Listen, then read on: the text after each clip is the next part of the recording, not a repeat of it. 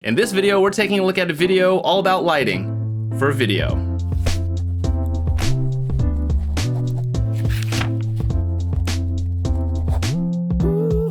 If we haven't met yet, I'm Genki Hagata, and in this series on Feedback Friday, we take a look at videos by other creators, also that we can break them down, see what's working, see what's not working, so that we can all learn something from it. Today's video is a video sent in by Jefferey Eeatly, and it's a tips video on how to light a scene and different ways you can light a scene to help convey different emotions and help your storytelling. Storytelling is something that he's working a lot on, and it kind of shows in this video, and you'll see in just a second. So that's the lens that we'll be taking a look at this video through, and that's what we'll be critiquing. Light can show every emotion there is.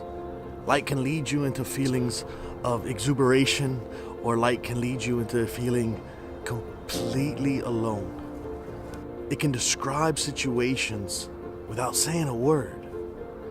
It can make the difference between affecting somebody to the core or leaving them feeling nothing. So the first 2 minutes open up really strong, nice poetic narrative. Technically, this video is sound, lighting, obviously, and audio are all working really well. And we set up the story really nicely, talking about the motions of light and can you shape light and those types of questions. If you test it and you push it and you design it and you shape light, shaping it is what will make you a master of light. That's the moment. But there's so many emotions. Can you learn to control them? Can you learn to shape it and tell the story with the light? So are you ready to explore some light? Let's do this. And that part of this video is really well done. So what can you do with a one light setup? I have the light. As the video starts to progress and we start to get into a little more technical details about what the lights are doing, what one or two lights are doing, that's when things start to get a little bit confused. Because I'm lighting the short side of my face and letting it fall off onto the broad side. The broad side, of course, meaning the side you see the most of. The question I'd ask is, who's the target audience for this video? Is it beginners? Is it intermediate videographers? Or somewhere in between? As soon as we start to get into this technical description of light and we start to introduce terms like short side lighting and broadside lighting, as soon as a beginner hears terms like that, it's either going to go over their head and they're going to stop listening to what you're saying, or they're going to go and search for another video that helps explain that. So every which way you turn is a style of lighting. Now, what can you do to make this shot a little bit better? Well, how about let's go to a two light setup. In a case like this, it's a question of, should this be one video? Should this be two videos? And it's also an opportunity for you to create multiple videos and then link to those other videos from the video that you're in right now, either through cards or in the description. And that way you start to create bingeable content, as the content bug likes to say, and you have a reason for people to dive more into your own videos on your channel. But this isn't a video about strategy, this is about storytelling, so let's keep going. Now we just added a second light, and that's coming in from the opposite angle, another 45 degrees high, pointed down this way. It lights both sides evenly, but it's a nice, flat, beautiful light. This would be a great shot if you were just talking to the camera and you didn't want a lot of emotion, you just wanted people to pay attention to the subject at hand. Places like this where you start to describe reasons why to use a light and different scenarios as to why it would be useful to have a neutral light, to separate the subject from the background, to keep things more on the face of the person, like interview, for example. Those are good descriptors, and they all go back to the original opening that you set up about emotions and about controlling emotions through shaping light.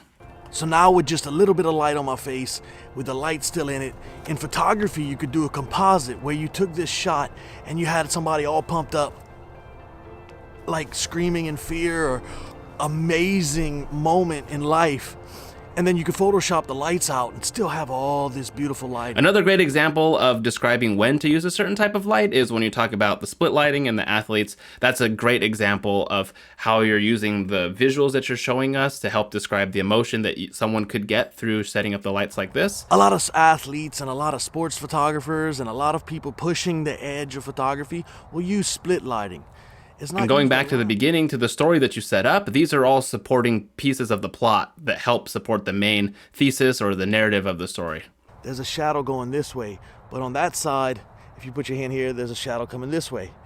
That creates... The places where this is getting confused are when you start to mix those good descriptors of when to use a light to control emotion with some of the technical information that you're trying to squeeze into this video. Now, if you can turn your face and learn when you're doing photography to shape that and then have them focus on the camera, you can find that perfect spot where it looks the best. And one of the things that Jeffrey pointed out that he should be working on, or maybe one of the things that he wanted to include in this video, were pictures or diagrams and things like that. And this is a thing where I go back and forth on recommending diagrams. If this was a technical video that was explaining where exactly to put lights, and it was pointing out like the position of a key light and the intensity of a key light balanced with a fill light, where to put a bounce card, where to put a hair light, those types of really technical tutorials would be served really well with a diagram included in here. Something that the viewer can copy down, take a screenshot of, and try in their own setup.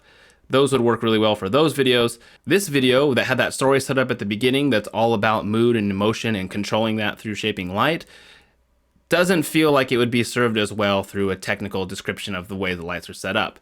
The places where this is really strong, like I said, are in those descriptions and the examples on your face, Jeffrey, of what light to use when to convey different emotions. All of that stuff ties back to the beginning, to that initial narrative that you set up. Can you learn to control them? Can you learn to shape it and tell the story with the light? So are you ready to explore some light? Let's do this.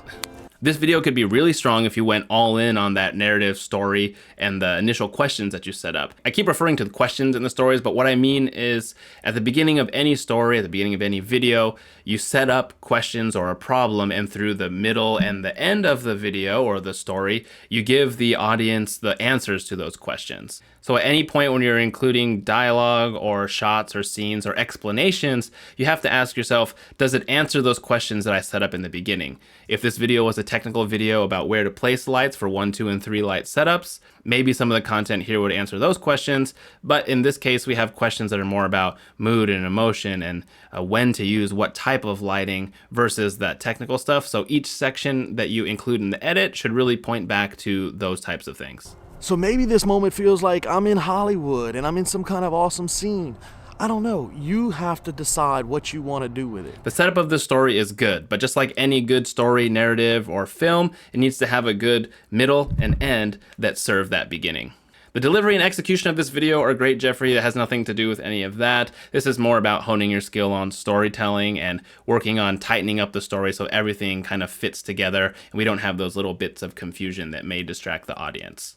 And hopefully I've driven this point hard enough that you would understand it, but anytime you're making a video or telling a story, make sure that whatever you set up as a problem or question in the beginning, you're following through with answering in the middle and the end. Because of course, the end of any video or story is what people tend to remember, not the stuff in the middle, so make sure you have a strong ending. I don't know if this is a strong ending, but if you made it this far in this video, make sure to hit that thumbs up button. For more episodes of Feedback Friday every Friday, make sure to hit that subscribe button. And if you want to have your video reviewed on this channel, or you want to join the Feedback family, a close-knit group of creators giving and receiving feedback on their work, you can find the links to how to do that in the description below.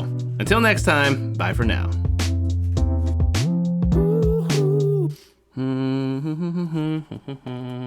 Like I said before, those should be separate videos, and I'm rambling.